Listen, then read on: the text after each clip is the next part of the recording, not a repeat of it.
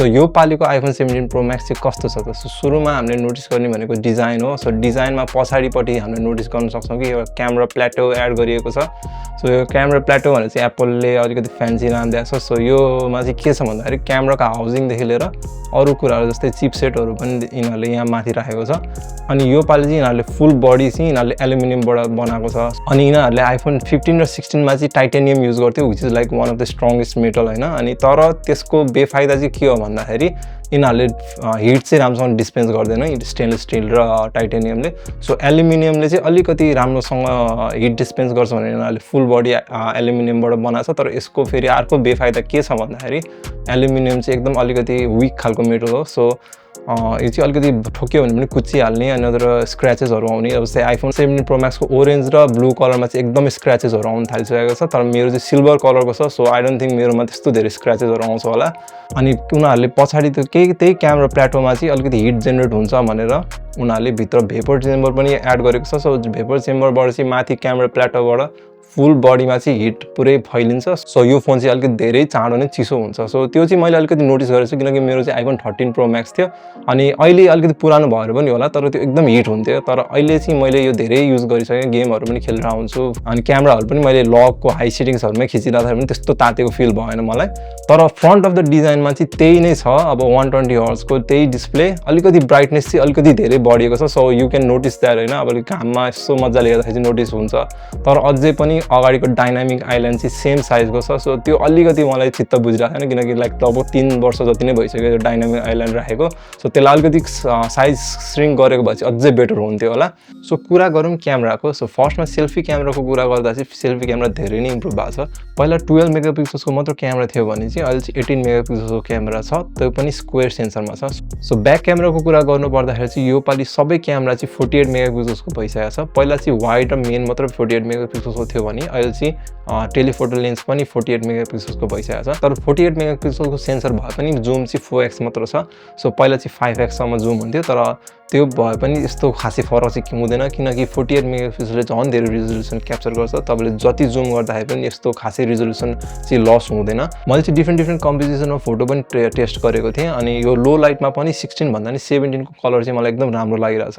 Portrait मोडमा खिच्दाखेरि पनि मलाई यो एज डिटेक्सन पनि एकदम राम्रो लागेको छ 17 Pro Max को चाहिँ। सो भिडियोमा कुरा गर्नु पर्दा चाहिँ अहिले एप्पल लक 2 पनि खिच्ने भएको छ। सो एप्पल लक 2 मा चाहिँ तपाईँले झन् धेरै डाइनामिक रेन्ज र झन् राम्रो कलर साइन्स पाउनुहुन्छ। सो त्यो मात्र नभएर अहिले यसले एप्पल प्रोरेज र त्यो पनि ओपन गेटमा खिच्छ। सो ओपन गेटको भनेको चाहिँ अगाडिको सेल्फी क्यामेराको जस्तै स्क्वायर सेन्सर टाइपकोमा खिच्ने हो। सो एप्पल प्रोरेज र खिच्नुको मेन फाइदा चाहिँ के हो भन्दाखेरि तपाईँले पोस्ट प्रोडक्सनमा चाहिँ तपाईँको आइएसओदेखि लिएर वाइट ब्यालेन्सहरू एकदमै कन्ट्रोल गर्न मिल्छ। सो यो चाहिँ एउटा फोटो खिचे जस्तै नै हुन्छ हुन चाहिँ। अनि एकदम फाइल पनि एकदम हेभी हुन्छ। मैले 3 मिनट्सको क्लिप खिच्दाखेरि पनि त्यो लगभग 70 GB जतिको फाइल भएको थियो। सो फाइल चाहिँ एकदमै हेभी हुन्छ। सो भिडियोग्राफरहरूलाई चाहिँ अहिले धेरै नै इम्प्रुभ भएको छ। मान्छेहरूले चाहिँ अहिले 4K मात्र छ, 8K छैन। स्यामसङहरूले पनि अलिकति 8K कहिले आउँछ ह्यान त्यान भनेर जिस्काइरहेको छ सन चाहिँ एप्पललाई। तर त्यो चाहिँ आई थिङ्क त्यस्तो फाइदा छैन 8K ल्याएर किनकि हामीसँग अहिले 8K डिस्प्ले पनि छैन मान्छेहरूसँग भनौँ न। सो 8K चाहिँ अहिले खासै चाहिएको छैन। तर जुन यो अहिले एप्पल प्रोरेज र ओपन गेटहरू छ नि त्यो चाहिँ लाइक एकदमै राम्रो हो। प्लस त्यसमा पनि अब जेन लकहरूदेखि लिएर अरू कुराहरू पनि ल्याएको छ एप्पलले। सो कोही सिरियस फिल्म मेकरहरू छ भने चाहिँ अहिले धेरै नै राम्रो फिल्म लुक ल्याउन मिल्छ एप्पलबाट। सो मैले चाहिँ डिफ्रेन्ट सिनारियोहरूमा भिडियोहरू टेस्ट गरेको थिएँ। अनि मैले परबाट लाइक जुम गरेर लाइक लगभग 8x बाट पनि अझै बढी गएर मैले भिडियो खिच्दाखेरि पनि मलाई एकदमै राम्रो लागिरहेको थियो भिडियो। अनि मेन चाहिँ यसको लाइक हुन्छ नि स्टेबलाइजेसनहरू पनि एकदमै राम्रो छ। जस्तै मैले यो भिडियो खिच्दाखेरि चाहिँ मेरो हात एकदम सेक भइरहेको थियो तर लाइक इन प्रडक्टमा जब त्यो भिडियो सेभ भयो तर त्यो एकदमै स्टेबल थियो प्लस त्यसको क्वालिटी पनि एकदमै राम्रो थियो। सो यो फोनको मेन स्ट्रेन्थ चाहिँ यो क्यामेराहरू हो। सो प्रोसेसरको कुरा गर्नुपर्दा चाहिँ अहिले चाहिँ A19 Pro चिप युज गरिएको छ। अनि A19 Pro चिप युज गरेर पनि यिनीहरूले अहिले चाहिँ 12 GB ऱ्याम बनाएको छ यो फोनमा। सो पहिला चाहिँ 6 GB ऱ्याम मात्र थियो। सो अहिले यो चाहिँ लगभग डबल नै ऱ्याम छ। अनि यसले चाहिँ एकदमै हिट प्रड्युस गर्छ, त्यही भएर यिनीहरूले भेपर चेम्बर राखेको छ। अनि अहिले मैले त्यस्तो फोन तातेको फिल पनि भएन तर मलाई कुनै बेला चाहिँ फोन ल्याग भइरहेको चाहिँ फिल भइरहेको छ। सो यो चिपको गल्ती भन्दा नि यो iOS 26 चाहिँ त्यस्तो स्टेबल छैन। जुन चाहिँ यो ग्लासको एनिमेसनहरू छ त्यो चाहिँ एकदमै हेभी जस्तो छ। सो मैले चाहिँ बेला बेलामा फोन अड्केको जस्तो पनि फिल भइरहेको छ। मेरो iPhone 13 Pro Max मा पनि मैले iOS 26 हालेको छु। त्यो चाहिँ लाइक लगभग पहिलेकाहीँ चाहिँ अनयुजेबलै हुन्छ लाइक बेला बेलामा ब्ल्याक स्क्रिन भएर लाइक त्यस्तो कुराहरू पनि फेस गरेको छु मैले पुरानो फोनमा। तर यसमा पनि कुनै बेला चाहिँ मैले क्यामेराहरू धेरै लाइक अब हाई सेटिङ्समा खिच्दाखेरि अरू के हुँदाखेरि चाहिँ क्यामेराहरू अलिकति अड्किरहेको त्यस्तो फिल चाहिँ भएको छ मलाई। तर त्यो चाहिँ आई थिङ्क यो iOS 26 अलिकति अप्टिमाइज नभएको हो। सो इफ त्यो अप्टिमाइज भयो भने चाहिँ आई थिङ्क यो चिपले चाहिँ लाइक लगभग धान्न सक्छ सबै कुरा नै, प्लस ऱ्याम पनि बढाएको छ। सो ऱ्याम बढाउनुको अर्को मेन रिजन चाहिँ के हो भन्दाखेरि एआई पनि हो। अहिले एआईको त्यस्तो फिचर्सहरू केही पनि इम्प्लिमेन्ट गरेको छैन एप्पलले। त्यही एउटा फोटोज एपमा चाहिँ त्यही क्लिनअपको कुरा अनि प्लस सिरीहरूमा पनि इन्टिग्रेट गर्ने कुराहरू छ, तर त्यो अहिले त्यस्तो राम्रोसँग इन्टिग्रेट भइसकेको छैन। सो पछि भनौँ न इफ नेक्स्ट फ्यु इयर्समा चाहिँ एआईहरू पनि मजाले इन्टिग्रेट भएपछि 12 GB ऱ्यामले चाहिँ मजाले नै जान्छ। अनि लास्टमा कुरा गरौँ ब्याट्रीको। ब्याट्री चाहिँ एकदमै इम्प्रुभ भएको छ स्पेसली युएस र क्यानाडामा बस्नेहरूलाई, किनकि एप्पलले चाहिँ फिजिकल सिम पुरै हटाएको छ अनि त्यो फिजिकल सिमको सट्टा पनि एक्स्ट्रा अलिकति ब्याट्री स्पेस बढाएको छ युएस र क्यानाडामा चाहिँ। चार्जिङदेखि लिएर अरू कुरा सबै कुरा राम्रो छ। कहिलेकाहीँ त मैले 1-2 दिन त मैले चार्ज पनि गरेको छैन भन्नै पर्दा, यत्तिकै नै टिकिरहेको छ। मैले खासै फोन युज पनि नगरेर पनि होला हुन चाहिँ, तर ब्याट्रीमा पनि एकदमै राम्रो इम्प्रुभमेन्ट छ। सो अन्तिममा कुरा चाहिँ के आउँछ भन्दाखेरि यो फोन कसको लागि हो भन्ने कुरा नै आउनसक्छ। सो मैले देखेँ अनुसार चाहिँ यो फोन चाहिँ mostly is for the videographers, किनकि यो बेस आइफोन 17 र 17 प्रो म्याक्समा डिफ्रेन्स भनेको त्यही क्यामेरा मात्र हो। किनकि पहिला चाहिँ अब अलिकति डिस्प्लेहरू पनि नराम्रो हुन्थ्यो बेस आइफोनहरूमा चाहिँ, तर यो पालि चाहिँ बेस आइफोनमा पनि 120 हर्ज डिस्प्ले छ। सो मेन यो फोन चाहिँ लाइक भिडियोग्राफर्सहरू अरू जसले चाहिँ अलिकति क्यामेराहरू धेरै युज गर्छ उसको लागि हो जस्तो लाग्छ।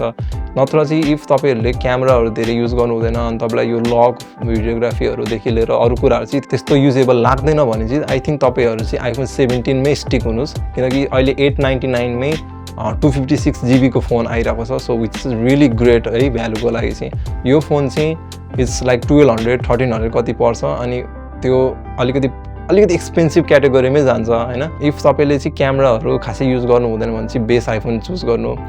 अनि इफ तपाईँले अब क्यामेराहरूको धेरै युज गर्छु अनि सिरियस भिडियोग्राफीहरू गर्न मन छ, सिक्न मन छ भने चाहिँ आई थिङ्क तपाईँहरूले यो आइफोन 17 प्रो म्याक्स कन्सिडर गर्न सक्नुहुन्छ। अनि आइफोन एयर चाहिँ अहिले नकिन्नु, किनकि आइफोन एयरको ब्याट्री लाइफ पनि अलिकति सानो छ। यताउति गरेर ब्याट्री लाइफ पुगे पनि त्यसमा धेरै नै कम्प्लिकेसन्स र धेरै नै फ्लजहरू छ। जस्तै त्यसमा स्पिकर छैन, लाइक स्पिकर चाहिँ माथि इयरपिसमा मात्र छ। त्यो हेर्न चाहिँ राम्रो छ, मैले एप्पल स्टोरमा गएर चलाउँदाखेरि लाइक एकदमै थिन छ त्यो भन्नै पर्दा, लाइक इट्स रियली गुड है हेर्दा पनि फिल गर्दा पनि। तर त्यो त्यतिमै सीमित हो क्या, त्यो त्यस्तो केही फाइदै छैन। बेस आइफोन 17 भन्दा नि महँगो छ अनि बेस आइफोन 17 को सबै कुरा छँदा नि छैन त्यसमा, लाइक 2टा क्यामेरा नि छैन अनि ब्याट्री लाइफ पनि एकदम नराम्रो छ, स्पिकर छैन। लाइक त्यो चाहिँ त्यो पछि गएर किने जस्तो हुन्छ जस्तो लाग्छ मलाई चाहिँ। अनि इफ तपाईँ भिडियोग्राफी फोटोग्राफीमा अलिकति धेरै लाग्नुहुन्छ भने चाहिँ आई थिङ्क तपाईँले 17 pro max or 17 pro consider गर्न सक्नुहुन्छ। सो यति भन्दै मेरो रिभ्यू चाहिँ यति नै हो। अब अलिकति म लङ टर्म रिभ्यू पनि निकाल्छु होला, किनकि मैले चाहिँ जस्ट 1 हप्ता मात्र चलाएको छु होइन। सो 1 हप्तामा अलिकति मैले अलिअलि मात्र फ्लज देखाएको छु मैले, नत्र चाहिँ अरू कुराहरूमा चाहिँ म ह्याप्पी नै छु यो फोनमा। सो त्यो लङ टर्म रिभ्यूको लागि पनि सब्सक्राइब गरिदिनु होला। थ्याङ्क यू फर वाचिङ, यति बेलासम्म हेरिदिनु भयो, धन्यवाद। ह्याप्पी दसैँ अनि ह्याप्पी तिहार, किनकि म तिहारभन्दा अगाडि भिडियो हाल्छु जस्तो छैन अब, तर हाल्यो भने धेरै राम्रो। सब्सक्राइब गरिदिनु होला, लाइक गरिदिनु होला। Thank you.